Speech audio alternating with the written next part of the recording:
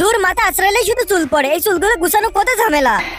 দাঁড়াও মারজান, এই দেখো এটাকে এইভাবে উঠাতে হয়। প্রথমে এটা টেপ আটকাও, তারপরে যেখানে এখানে চুল পড়ে আছে ওইটার পর ঘোরাও। দেখেছো উঠে গেছে না সমস্ত চুল? আরে বাহ, আমার বেবি। বেবি দেখো তোমার এখানে কিছু লেগে আছে, তাড়াতাড়ি আমিও লাগিয়ে ফেলি। আরে এখনই দাঁড়াও। দূর মানা যায়, এসব করার কি প্রয়োজন ছিল?